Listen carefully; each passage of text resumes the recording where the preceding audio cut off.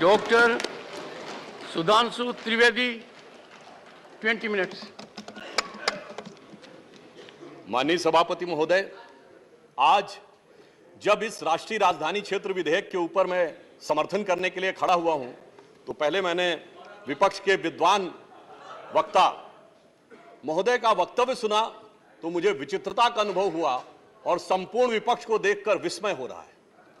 विचित्रता इसलिए कि उन्होंने कहा कि I have not seen any parallel anywhere.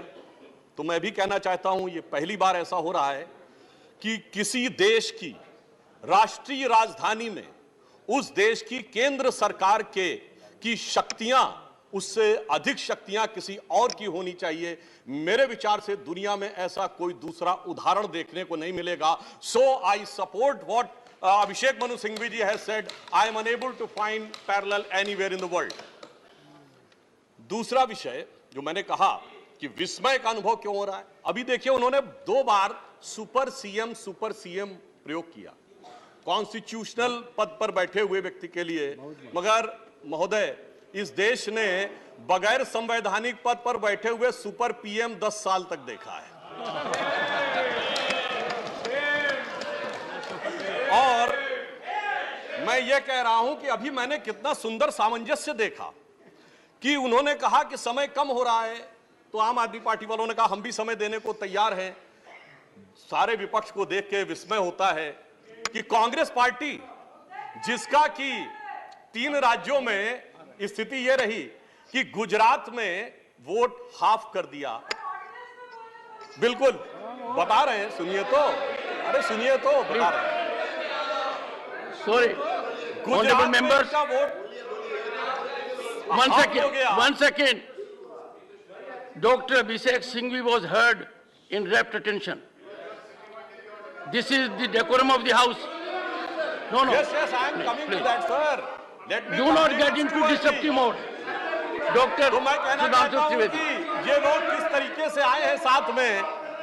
अरे साहब, बहुत सारे शेर बोले तो ऑर्डिनेंस के पार्ट नहीं थे, हम भी बता रहे हैं आपको। I will have to name you. देखिए इनकी I will have to name you. कि You have got it as a habit. क्या शिद्दत दिख रही है एक दूसरे को सपोर्ट करने में। देखिए इनकी स्थिति ये, we want decorous debate here. Doctor said many things, maybe digestible, maybe indigestible. Dr. Sudhanshu Trivedi. मैं सिर्फ ये कहना चाहता हूं कि गुजरात में कांग्रेस का वोट हाफ कर दिया, पंजाब में इनका स्विच ऑफ कर दिया, दिल्ली में साफ कर दिया और आपने इनको माफ कर दिया। और उसके माफी के बाद भी मुझे लगता है, अभिषेक मनु सिंघवी जी ने कहा था, तो मैं भी ये कहना चाहता हूं, आप साथ में आए हैं दिल्ली के इस बिल पे, दिल्ली की जनता के लिए आए हैं या किसी और कारण से आए हैं, ये दिल्ली की समझदार जनता समझती है। तो मैं भी एक पंक्ति कहना चाहूंगा कि शाम तक सुबह की नजरों से उतर जाते हैं, इतने समझौतों पे जीते हैं कि जमीर भी मर जाते हैं। अब यह एक संवैधानिक विषय है। संवैधानिक विषय है कि यह जिस प्रकार से संविधान में लागू होना चाहिए, परंतु उसके साथ राजनीतिक टीका टिप्पणी की जा रही है, तो एक सैद्धांतिक विषय भी आता है। तो मैं संवैधानिक और सैद्धांतिक दोनों विषयों का जवाब दूंगा। I will reply both the constitutional and conceptual aspect. देखिए, माननीय गृह मंत्री जी ने लोकसभा में बहुत स्पष्ट किया था कि दिल्ली पूर्ण राज्य नहीं है, यह एक विशेष श्रेणी का यूनियन टेरिटरी है, यानी विशेष श्रेणी का संघ शासित राज्य है। वैसे मुझे लगता है संघ शब्द आते ही बेचैनी ज्यादा हो सकती है दूसरी तरफ, और संघ शासित से बेचैनी और हो सकती है, इसलिए मैं यूनियन टेरिटरी वर्ड प्रयोग करूंगा। It is a special category of union territory. और वैसे भी आजकल अंग्रेजी के प्रति मोह बहुत ज्यादा है, क्योंकि अपने गठबंधनों का भी नाम अंग्रेजी में ही ज्यादा रखा जा रहा है। संविधान में जो भाग 8 में उल्लिखित, वैसे तो जब मैंने टीवी चर्चा के दौरान कई बार विपक्ष के लोगों से INDIA का हिंदी फुल फॉर्म पूछा, तो पहले दिन तो लोग गूगल देख के भी नहीं बता पाए। खैर, अब मैं कहना चाहता हूं कि संविधान के भाग 8 में उल्लिखित प्रावधानों के अनुसार, अरे सुनिए, देखिए संविधान के भाग 8 में उल्लिखित प्रावधानों के अनुसार अनुच्छेद 239 से 242 तक संविधान में इस विषय का पूर्ण वर्णन है। अनुच्छेद 239AA में इसका विशेष प्रावधान किया गया है।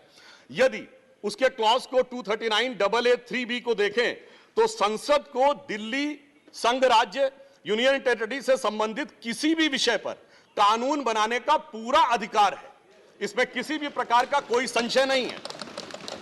सर्वोच्च न्यायालय के जिस निर्णय का बार बार उल्लेख किया जाता है और हमारे विरोधी उसको अपने हिसाब से प्रयोग करते हैं, उसमें भी बहुत साफ देख लें कि 105 पेज के उस निर्णय में कहीं पर भी सर्वोच्च न्यायालय ने संसद के द्वारा दिल्ली के बारे में कानून बनाए जाने के विषय के ऊपर किसी प्रकार की कोई टिप्पणी नहीं की है। इसके बाद भी न्यायालय के आदेश में पैरा 161 और 162 को कई बार उल्लेख किया जाता है, परंतु यदि पूरे संदर्भ में देखें तो पैरा 86, 95 और पैरा 164 एफ को पढ़ें तो वहां पर संसद के द्वारा दिल्ली के संदर्भ में किसी भी विषय के ऊपर कानून बनाने की शक्तियों का विधिवत अनुमोदन है, कहीं पर निगेशन नहीं है। और स्पष्टता के साथ इसकी आवश्यकता क्यों थी? ताकि शासकीय आदेश को एक विधायी शक्ति भी मिल सके, एग्जीक्यूटिव ऑर्डर को एक लेजिस्लेटिव पावर भी मिल सके। इसलिए उस अस्पष्टता को दूर करने के लिए to remove any an iota of suspicion यह आवश्यक था। इसलिए मैं इस बिल का समर्थन करता हूं। अब कई बार लोग कहते हैं साहब अध्यादेश की आवश्यकता क्यों थी? वैसे तो माननीय गृह मंत्री जी ने भी इस विषय को लोकसभा में बताया था। अभिषेक मनु सिंघवी जी ने कहा कि 19 तारीख को अध्यादेश क्यों आया। शायद उन्हें ध्यान हो कि दिल्ली सरकार में जैसे ही चंद दिनों में ताकत मिली तो सबसे पहले किन फाइलों के बारे में, सतर्कता के साथ सतर्कता विभाग की फाइलों के बारे में कार्रवाई की गई। मीडिया में प्राप्त समाचारों के अनुसार सतर्कता सचिव ने यह रिपोर्ट किया कि रात 9 बजे मंत्री के द्वारा उनको कॉल किया गया, सुबह 3 बजे तक वह कार्रवाई चलती रही, 76 से अधिक फाइलें मंगाई गईं और उन्होंने उपराज्यपाल महोदय को यह आशंका भी व्यक्त की कि उसमें कई ऐसी फाइलें थीं जो कि गोपनीय थीं और उसके अनुसार उन फाइलों में किसी भी प्रकार की छेड़छाड़ भी संभव है। अब मुझे बहुत आश्चर्य होता है कि दिल्ली में बाढ़ आई तो दिल्ली फ्लड कंट्रोल अथॉरिटी की बैठक तो 2 साल से नहीं हुई, मगर विजिलेंस की फाइलें ओवरनाइट सर्च की गई। तो मेरे विचार से, और ये सर 16 और 17 मई की रात का था, तो मानी हुई बात है जब ऐसी परिस्थिति नजर आएगी तो उसके 1-2 दिन के अंदर अध्यादेश की आवश्यकता महसूस होगी। यहां मैं एक और बात भी कहना चाहता हूं कि ब्यूरोक्रेसी पर नियंत्रण की बात आम आदमी पार्टी की सरकार के द्वारा की जाती है, तो ये लोग तो अपनी एक पैरेलल ब्यूरोक्रेसी भी बना चुके हैं, क्योंकि अनेक प्रकार के समाचार पत्रों में आया है कि कई ऐसे लोग जो कि आम आदमी पार्टी के पदाधिकारी हैं, वो सरकारी पदों पर भी विद्यमान हैं और सरकारी पदों पर रहते हुए सरकारी शक्तियों का भी उपयोग कर रहे हैं। वैसे ये लोग बहुत दावा करते हैं कि इन्होंने बहुत सारी चीजें फ्री दिया, कुछ 100 रुपए दिल्ली की जनता को कुछ मामलों में फ्री मिला और अपने लोगों को कई मौकों पे, कई जगहों पे, दर्जनों से ऐसे लोग हैं जिनको लाख लाख 1.5 लाख की तनख्वाहें मिली। और यदि आरोपों को देखा जाए तो करोड़ों रुपए के घोटालों के आरोप हैं। एक कहावत होती है, माले मुफ्त दिले बेरहम। तो मैं कहना चाहूंगा इनकी तो स्थिति यह है कि माले मुफ्त दिले बेरहम, दिल्ली पे सितम और करोड़ों हजम। अब एक और बात जो ब्यूरोक्रेसी के नियंत्रण की बात है, तो मैं ध्यान दिलाना चाहता हूं, इस दिल्ली प्रदेश में एकमात्र ऐसा प्रकरण हुआ जो पूरे देश के इतिहास में बहुत विचित्र था कि दिल्ली के मुख्य सचिव ने दिल्ली के मुख्यमंत्री आवास के अंदर अपने साथ मैन हैंडलिंग का आरोप लगाया। मेरे विचार से पूरे भारत के इतिहास में ऐसा कोई उदाहरण नहीं होगा कि इस प्रकार की बात, इस प्रकार का आरोप लगा हो और वह भी मुख्यमंत्री की उपस्थिति में लगा हो। यह दर्शाता है कि ब्यूरोक्रेसी को नियंत्रण करने की जो छटपटाहट है उसमें वास्तविकता में वो फितरत क्या है। और मैं एक टेक्निकल पॉइंट कहना चाहता हूं, दिल्ली का कोई स्टेट कैडर नहीं है, जैसे राज्यों का कैडर होता है तो राज्य का मुख्यमंत्री उस कैडर को नियंत्रित करता है।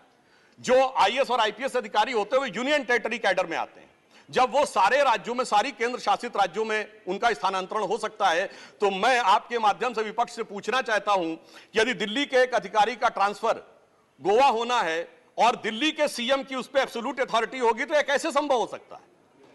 इसलिए यह आवश्यक है कि इस विषय के ऊपर केंद्र सरकार की शक्तियां परिभाषित हो।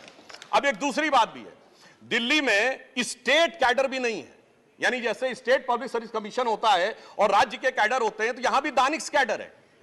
यानी दानिक्स कैडर में भी 3-4 यूनियन टेरिटरी आती हैं, दमन, दीव और अन्य।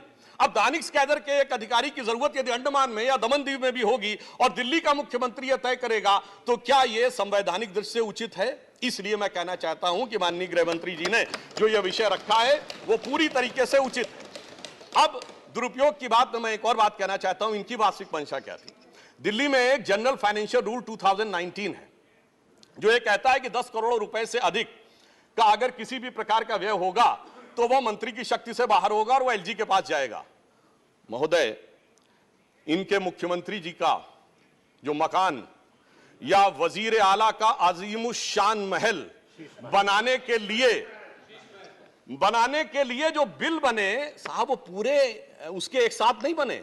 10 करोड़ से कम के 8.5, 8, 7.5, 9 करोड़ रुपए के डिफरेंट बिल बने और एक मद ऐसा है जिसमें कि मुख्यमंत्री कार्यालय के कर्मचारियों के लिए महोदय जानते कितने का बिल बना? 9.99 करोड़, यानी 0.01 से कैसे बचा जा सकता है कि टेंडर न करना पड़े, मन मुताबिक खर्चे कर लिए जाएं। यह दर्शाता है कि नियमों के प्रति और ब्यूरोक्रेटिक नियमों के प्रति इनके मन में क्या आस्था है। और इतना ही नहीं, दिल्ली मेट्रो के लिए तो वृक्ष काटने की परमिशन वर्षों तक नहीं मिलती थी, मगर मुख्यमंत्री आवास के लिए वृक्ष काटने की परमिशन उनको मिल जाती थी। अब इसके साथ मैं एक और बात कहना चाहता हूं, एक नैतिकता सैद्धांतिकता का सवाल उठाया जाता है, तो मैं कोट करना चाहता हूं कि दिल्ली के मुख्यमंत्री जी ने, जिनका वो आलीशान शीश महल बना हुआ है, उन्होंने 27 अक्टूबर 2013 को शीला दीक्षित जी के विषय में लिखा था ट्वीट, और उनको मैं कोट कर रहा हूं। उन्होंने कहा कि दिल्ली की मुख्यमंत्री शीला दीक्षित जी के घर में 10 एसी लगे हैं, मैंने तो सुना है कि बाथरूम में भी एसी लगे हैं, कौन भरता है इस एसी का बिल? और आगे वो कहते हैं, मेरा तो कलेजा कांप उठता है ये सोचकर कि दिल्ली की 40% जनता झुग्गियों में रहती है, तो कोई मुख्यमंत्री ऐसे आलीशान घर में कैसे रह सकता है। मैं कहना चाहता हूं, देखिए, केजरीवाल जी का कलेजा कापा हो या ना कापा हो, रूह कापी हो ना कापी हो, रूह है क्या है, किसकी रूह है, उस पर मैं टिप्पणी नहीं करना चाहता, मगर मैं एक बात जरूर कहना चाहता हूं कि शीला दीक्षित जी जहां भी होंगे उनकी रूह को बहुत तकलीफ हो रही होगी कि जब उनके ऊपर ऐसी बातें करने वालों के साथ वो सारे लोग आज आकर खड़े हुए होंगे। वैसे महोदय, उनके घर में 10 एसी थे, यहां तो 15 टॉयलेट भी हैं, और इतना ही नहीं, 1-1 करोड़ रुपए के पर्दे भी लगे हुए हैं, और 1 करोड़ रुपए के पर्दे का एस्टीमेट है। और इतना ही नहीं, अब सुनिए, उनके सामने एक दूसरी समस्या हो गई है कि अभी तक जो बातें चल रही थी, अब उनके सामने यह समस्या है कि उन चीजों को कैसे छुपाएं। देखिए, मैं इनके लिए कहना चाहूंगा कि अब उनकी फितरत जग जाहिर हो चुकी है। तो आज आम आदमी पार्टी की स्थिति यह है कि अब जो चेहरे से जाहिर है छुपाएं कैसे, तेरी मर्जी के मुताबिक नजर आए कैसे। अब इस घर को सजाने का तसव्वुर हुआ बात की बात, अब तो मुश्किल है कि इस घर की हकीकत को छुपाएं कैसे। और यहां पर इसके बाद मैं कटाक्ष के बाद एक बात करुणा के साथ कहना चाहता हूं कि अन्ना हजारे के आंदोलन से निकली हुई वो पार्टी जो एक कमरे के मकान में रहते थे, और उससे निकली हुई पार्टी आज सैकड़ों करोड़ के आलीशान मकान में रहती हैं, तो मैं कहना चाहता हूं कि दिल्ली की जनता और जिन जिन लोगों ने उस आंदोलन का समर्थन किया उनके ऊपर भी एक आघात है। और साथ ही साथ ये एक बात का और भी संकेत देता है, फूड फॉर थॉट है देश के लोगों के लिए, कि एक्सपेरिमेंटल पॉलिटिक्स कई बार बड़े विचित्र परिणाम भी देती है। अब किसी नए नवेले प्रयोग को आजमाने का वक्त नहीं है, बल्कि आजमाए हुए मोदी जी के नेतृत्व को चमकाने का वक्त है। और बहुत से लोग ये कहते हैं, संवैधानिक नैतिकता का प्रश्न उठाते हैं कि अध्यादेश क्यों लाया गया। अध्यादेश के लाने का तात्कालिक कारण मैंने बता दिया, और वैसे मैं अपने विपक्ष के लोगों के सुलभ संज्ञान के लिए बता देना चाहता हूं कि इन लोगों ने कितनी बार अध्यादेश लाए हैं। नेहरू जी की सरकार में 70 बार, इंदिरा जी के जमाने में 77 बार, राजीव जी के समय में 35 बार, नरसिम्हा राव जी के समय में 77 बार, मनमोहन सिंह जी के समय में 61 बार, और जो यूनाइटेड फ्रंट गवर्नमेंट बनी थी भाजपा विरोध में, उसमें 1.5 साल में 77 बार। तो मुझे लगता है अध्यादेश का विषय उठाने से पहले इस अंक गणित को भी देख लेना चाहिए। अब मैं एक और बात कहना चाहता हूं, जो संविधान की दुहाई देते हैं उनके लिए, ये तो वो लोग हैं सभापति महोदय जिनकी संविधान में क्या आस्था है। इन्होंने संसद के द्वारा पारित सीए कानून के खिलाफ विधानसभा में प्रस्ताव पारित कर दिया। यह संविधान का सम्मान है। और वो सिटीजनशिप अमेंडमेंट एक्ट था। नागरिकता का विषय तो पूर्ण राज्य का भी विषय नहीं हो सकता, और तो उसके बावजूद दिल्ली सरकार ने पारित कर दिया। तो इसका अर्थ हुआ कि ये जिस प्रकार के कार्य करते हैं उनका संविधान में कोई आस्था नहीं है। और अभिषेक मनु सिंघवी जी अभी कह रहे थे इलेक्टेड गवर्नमेंट, तो मैं याद दिलाना चाहता हूं, after the 72nd and 73rd constitutional amendment there are 3 tier of government, जिसमें एक म्युनिसिपल और जिला पंचायत, एक स्टेट और एक सेंटर। तो मान्यवर, ये तो राजीव गांधी जी लाए थे। तो आपके मन में ना ऊपर वाली इलेक्टेड गवर्नमेंट के लिए सम्मान है, ना नीचे वाली, क्योंकि चंद महीने पहले तक तो ये एमसीडी से भी लड़ते थे और दिल्ली से भी लड़ते थे।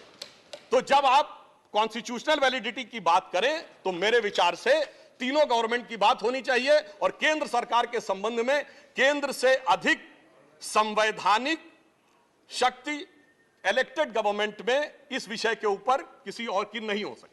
और मैं एक और बात वेदना के साथ कहना चाहूंगा, ये तो वो लोग हैं जिन्होंने गणतंत्र दिवस की परेड पर भी संवैधानिकता की बात करते हैं, जिस दिन संविधान लागू हुआ उसकी पूर्व संध्या पे प्रदर्शन किया था।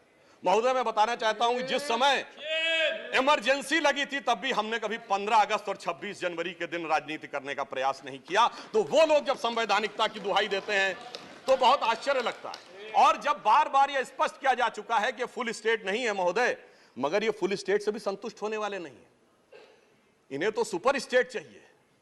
और फुल स्टेट से सुपर स्टेट की दौड़ में मुझे डर इस बात का है कि मेंटल स्टेट में भी ना पहुंच जाए कहीं, तो कोई आश्चर्य की बात नहीं हो सकती है।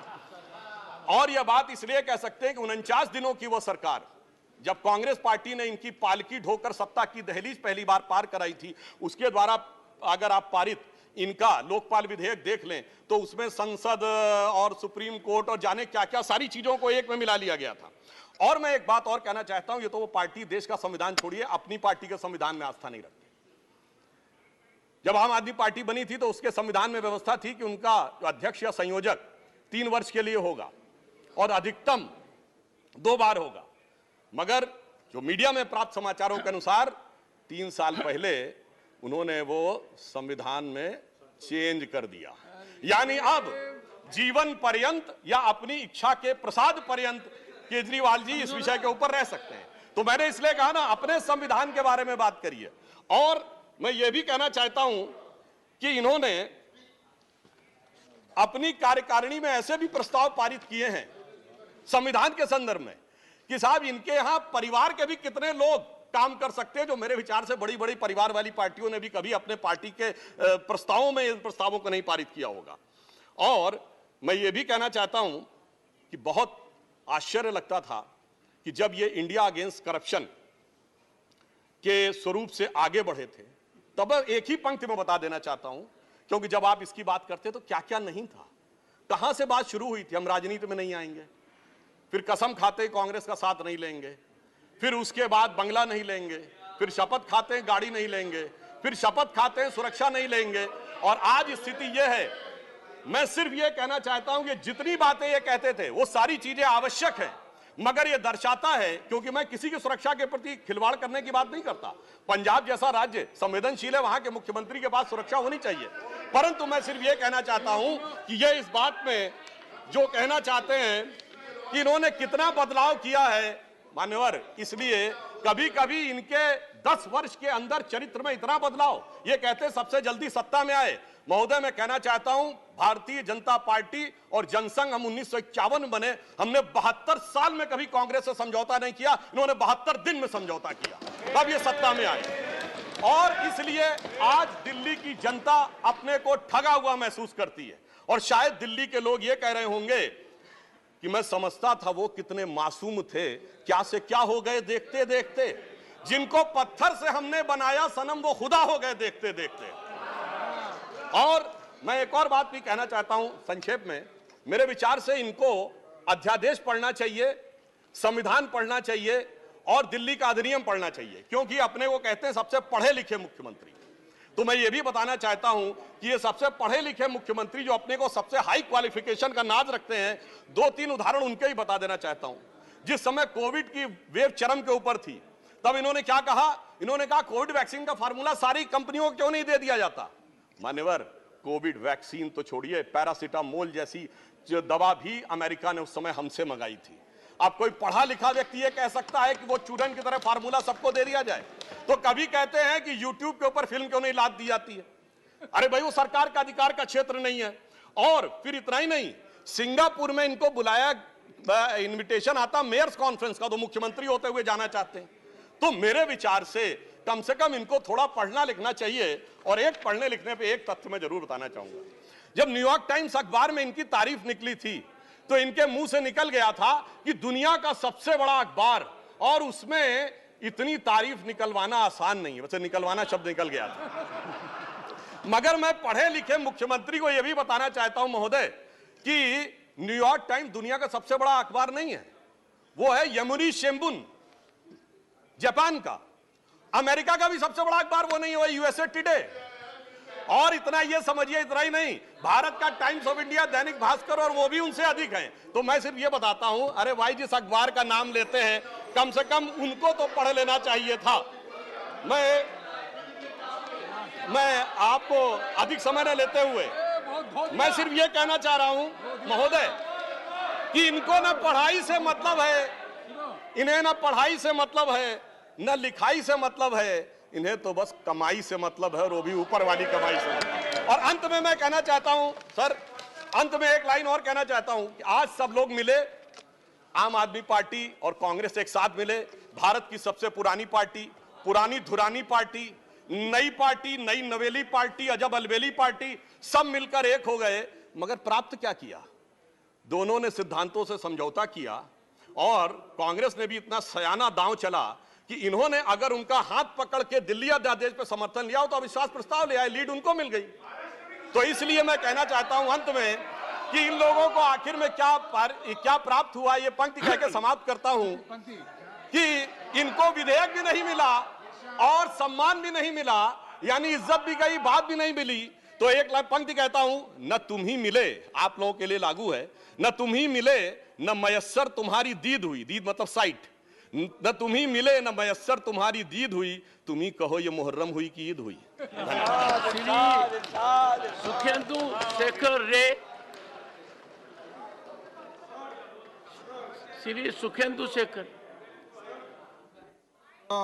त्रिवेदी ने बड़े जोश के साथ और बहुत शेर शायरी के साथ उन्होंने बात की। त्रिवेदी ने शेर शायरी के साथ बहुत लंबी तकरीर की। अगर उसको उत्तर हमारे पास चतुर्वेदी है, अगर आप त्रिवेदी है तो हमारे पास चतुर्वेदी है। माननीय प्रतिपक्ष के नेताजी, नहीं, डॉक्टर अभिषेक सिंघवी ने कवि का काम ज्यादा किया, वकील का कम किया।